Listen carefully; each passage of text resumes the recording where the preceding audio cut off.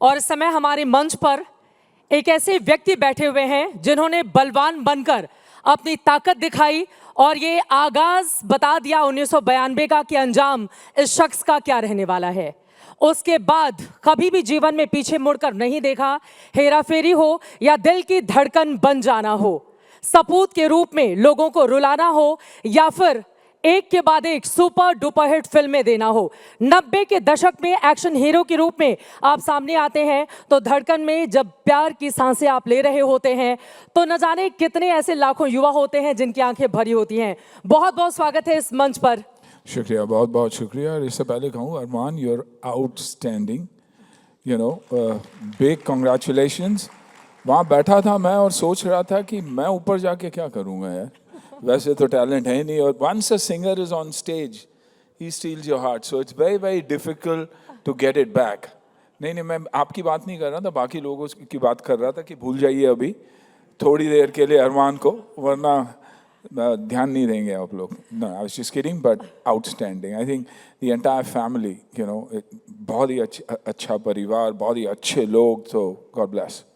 अभी हमारा सारा अरमान सुनील शेट्टी जी के इर्द गिर्द केंद्रित रहने वाला है, क्योंकि आपने खुद के लिए जितनी बड़ी लकीर इस फिल्म इंडस्ट्री में खींची है, ज़रा सोचिए, शून्य से शिखर तक की ये यात्रा।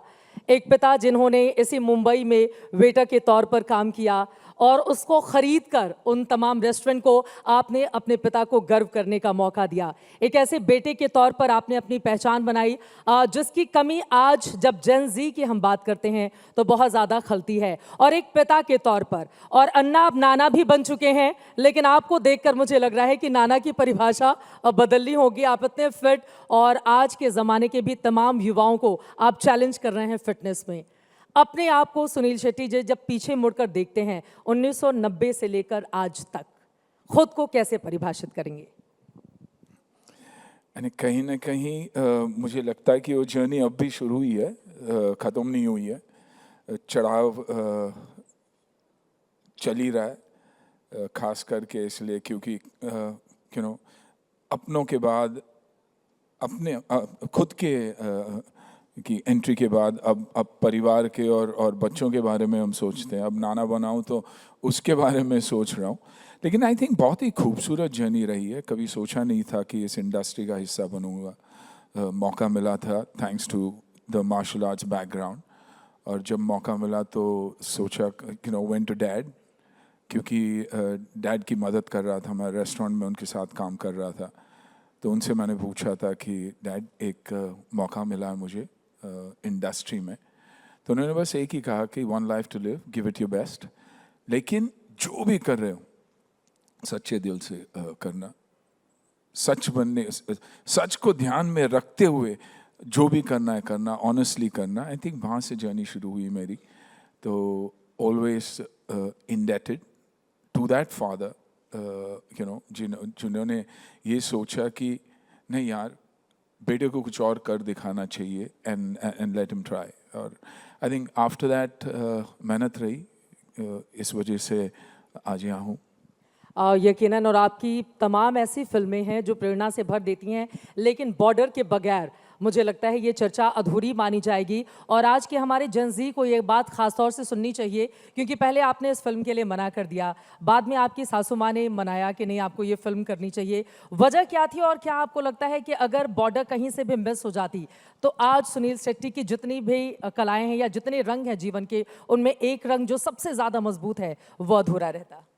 डेफिनेटली। पहले तो मैंने ना कही थी, क्योंकि मुझसे कहा गया था कि जेपी दत्ता जी बहुत ही स्ट्रिक्ट डायरेक्टर है, और स्ट्रिक्ट के अलावा कभी कभी गुस्से में कुछ भी बोल देते हैं। और कहीं ना कहीं मैं भी वैसा ही इंसान था, खुद गर्ज, और यू नो, जानता था कि बहुत ही सिंसियर भी हूँ, तो किसी से कुछ सुनना कभी नहीं चाहता था। एंड आई सेड 100% फायरवर्क्स ही होंगे और कुछ चलेगा नहीं।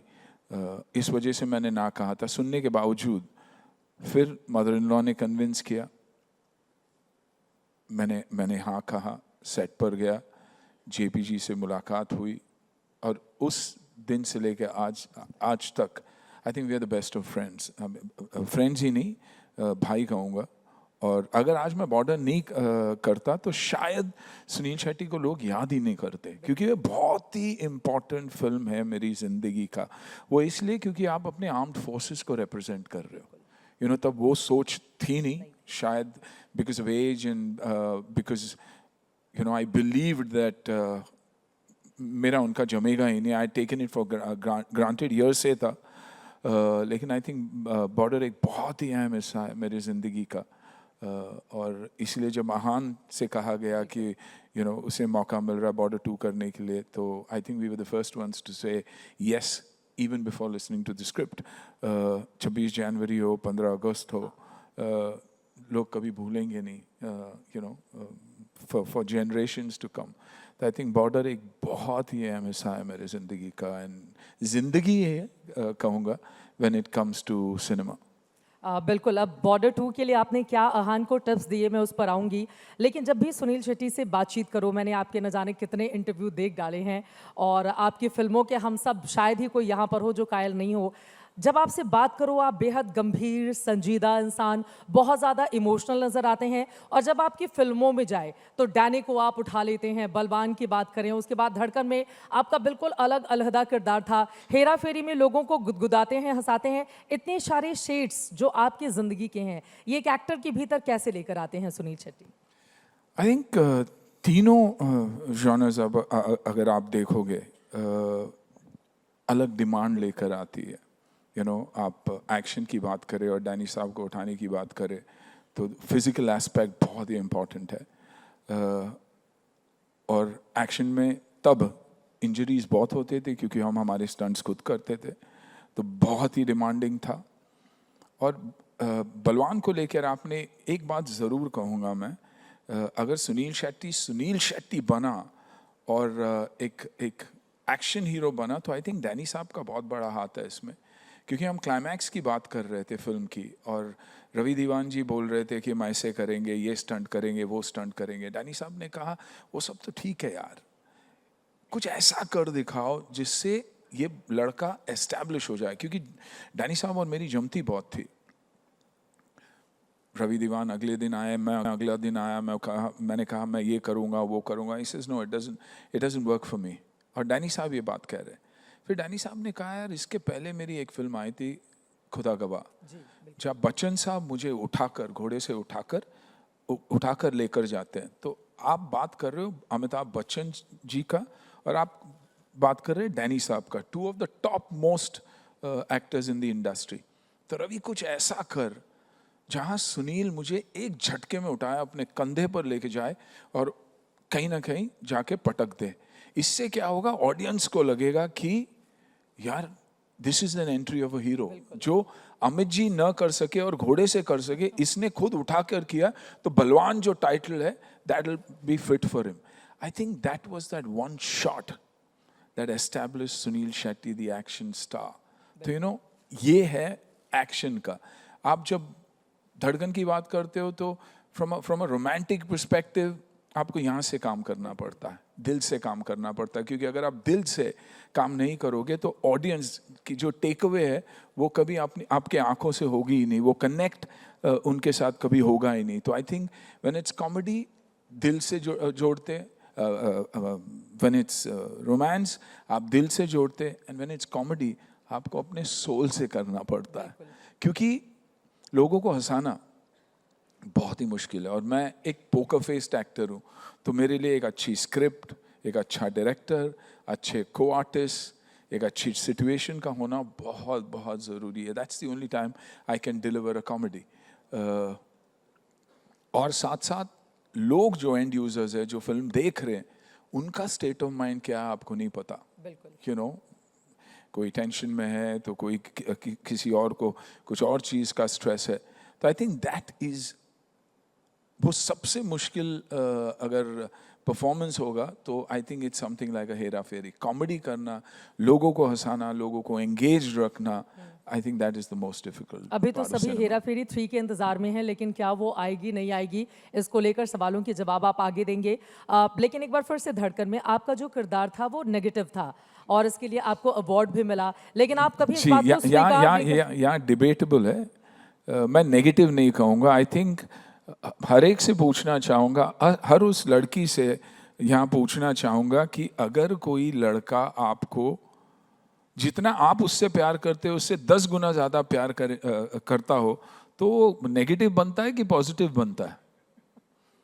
वो तो पॉजिटिव ही होगा ना। हर माँ ये चाहती है कि यार मेरी बेटी को ऐसा लड़का मिले जो उसे उससे ज़्यादा 10 गुना ज़्यादा प्यार करे। तो पता नहीं मुझे नेगेटिव क्यों अवार्ड दिया गया।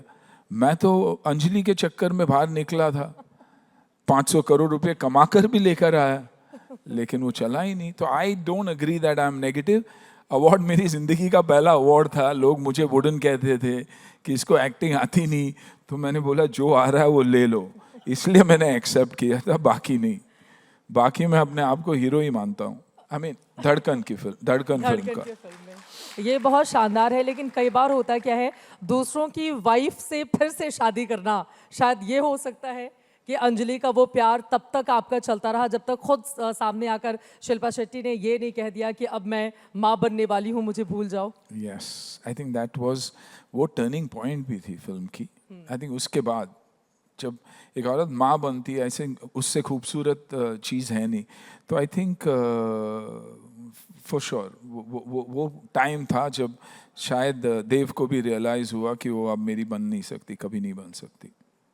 और उसके बाद फिर देव वहां से चले जाते हैं। जी। आपकी फिल्मों में आपको अपना कौन सा किरदार ऐसा रहा जिसने सबसे ज्यादा इंस्पायर किया और आपको लगा हो कि ये फिल्म करके तो मतलब मैं जो चाहता था वो कर पाया इस बॉलीवुड इंडस्ट्री? करने के बाद बॉर्डर, बॉर्डर करने के पहले तो मैंने ना ही कहा था उसके लिए, लेकिन आई थिंक करने के बाद और रिजल्ट के बाद खास करके आई थिंक बॉर्डर। राजस्थान में शूटिंग हुई थी। एब्सोल्यूट टफ टेरेन, बहुत ही टफ टेरेन।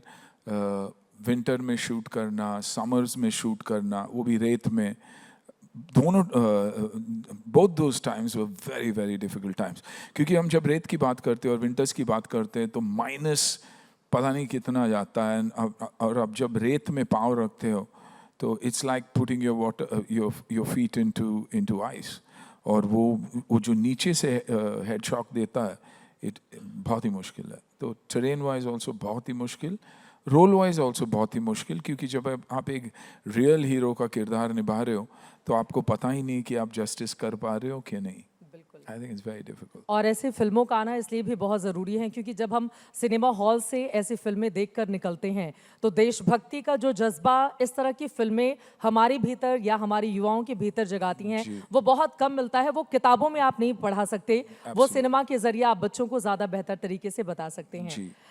वैसे तो बहुत सारी फिल्में हैं जिसको लेकर चर्चा बहुत लंबी हो जाएगी, लेकिन अब मैं आ जाती हूँ मौजूदा वक्त पर। अब जब OTT इतना बड़ा रूप ले चुका है और हम सब जानते हैं कि बड़े पर्दे पर फिल्मों के मुकाबले छोटे पर्दे पर भी एक्टर की पहचान बहुत बड़ी होने लगी है।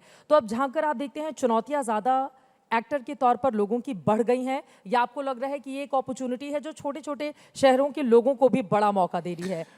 मैं एज एन अपॉर्चुनिटी देखता हूँ, और कहीं ना कहीं सिनेमा को ही हेल्प कर रहा है from a financial perspective also. एक जरिया जो मिलता है रेवेन्यू का, लेकिन उससे ज़्यादा आई थिंक अपॉर्चुनिटीज़। आप देखिए कितने अच्छे एक्टर्स आए हुए हैं फ्रॉम, एक अपॉर्चुनिटी जो अक्रॉस इंडिया, पैन इंडिया लोगों को मिल रहा है, वो पहले कभी था नहीं।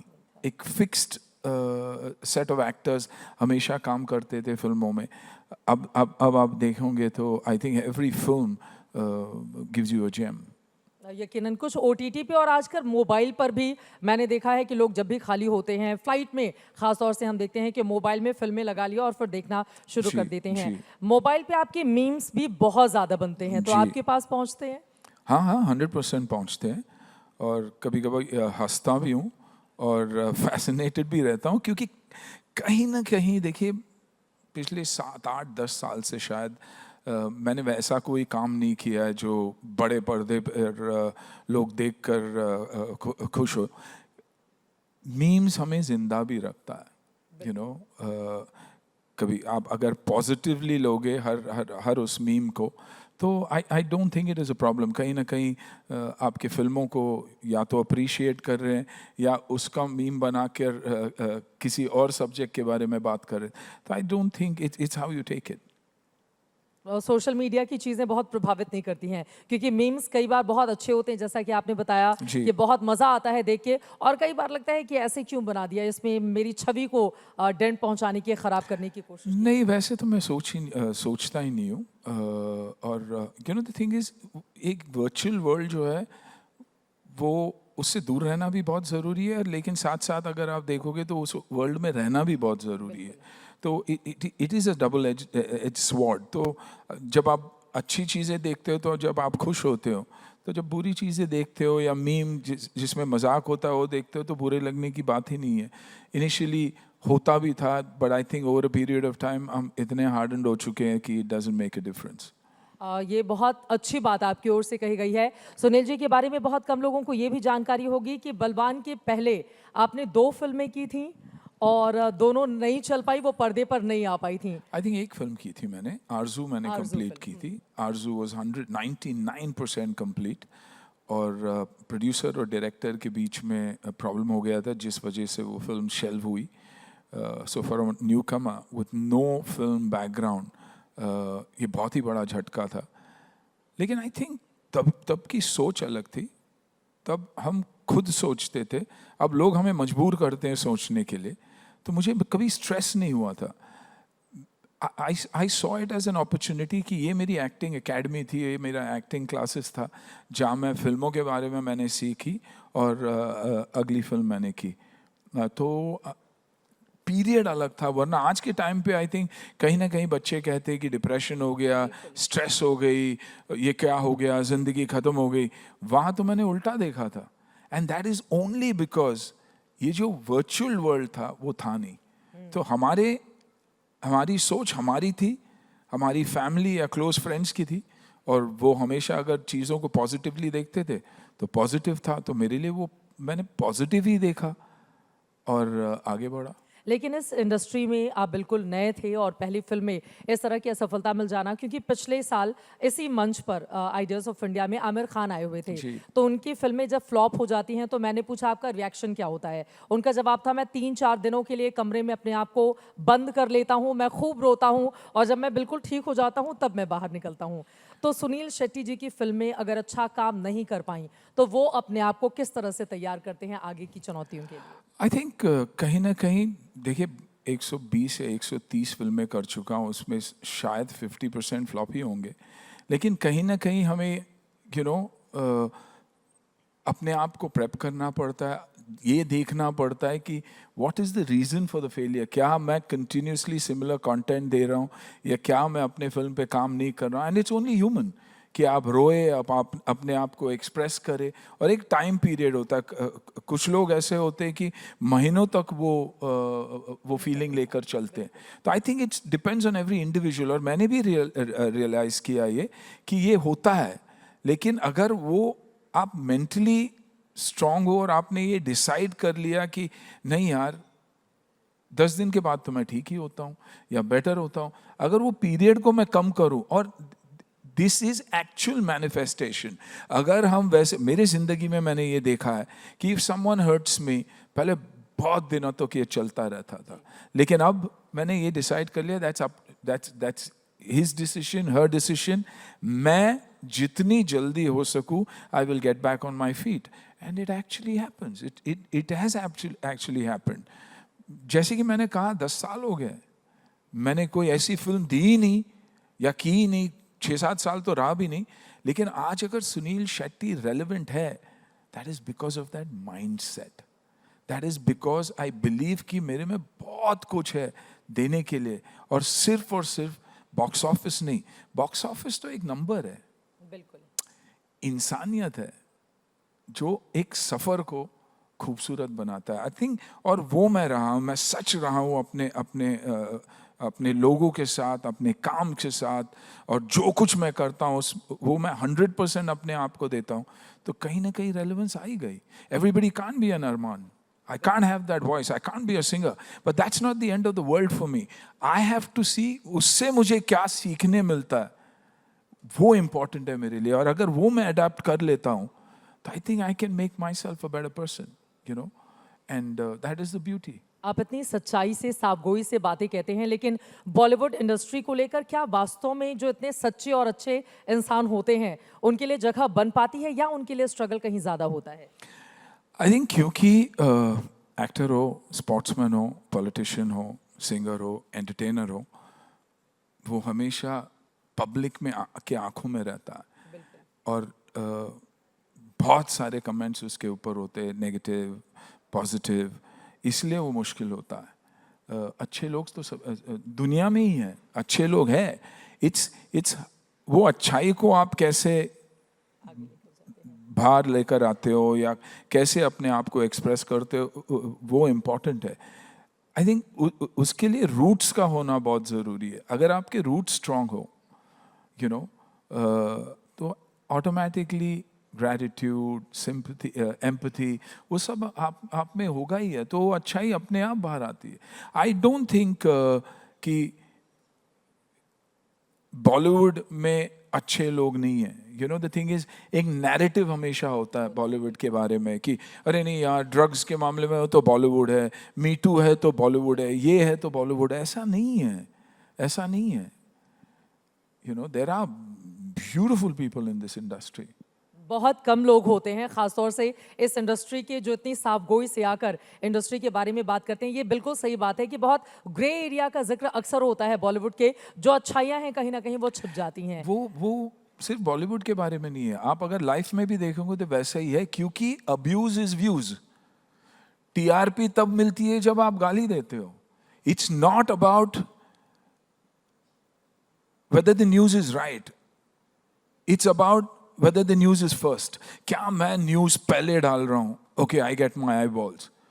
वेरीफाई करना बहुत, इसीलिए डिफरेंस है पैपराजी और जर्नलिज्म में।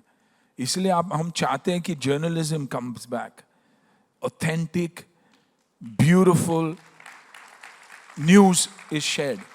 वरना दुनिया के लिए तो abuse is views. You know, गंदगी फैला दो, कम कपड़े में चले रहो और सेंसेशन बन जाओ और आपके फॉलोअर्स आ जाएंगे। लेकिन then the brands are also following them, वो उन्हें इन्फ्लुएंसर में भी यूज कर रहे। तो they somewhere down the line cycle में कुछ गड़बड़ है। तो आप अगर ओरिजिनल अच्छे लोगों को ढूंढ के निकालोगे तो बहुत सारे लोग हैं। लोग कंफ्यूज हैं कि अच्छा बनूं कि should I become the bad boy और the bad girl so that I get what I need. That's important. यही सबसे ज़्यादा महत्वपूर्ण है। और हमने देखा है कि पिता की जो सीख थी उसने आपको इस तरह का इंसान बनाया और आपने अपने बेटे को, अब मैं अहान शेट्टी पे आ जाती हूँ। उनकी फिल्म आई, प्रीमियर देखने के लिए परिवार के सारे लोग गए हुए थे, लेकिन आपने कसम खा रखी थी, आप थिएटर के बाहर ही बैठे रहे 3-3.5 घंटे। तो क्या वो कसम थी और क्यों आप इतने इमोशनली अपने आप को उस वक्त महसूस कर रहे थे कि सारे लोग फिल्म देख रहे हैं, आप बाहर बैठ के इंतजार में? क्योंकि मैंने मन में फिल्म देखने से पहले, फिल्म से बहुत पहले ये सोच लिया था कि यार देशभक्ति की फिल्म है, 500 करोड़ तो होनी चाहिए। और वो मैंने ठान ली कि मैं देखूंगा 500 के बाद। आई थिंक आसपास पहुंचा ही 480 करोड़ क्रॉस कर गई आई है। थिंक हाँ 489 कुछ हुआ है, 10-11 करोड़।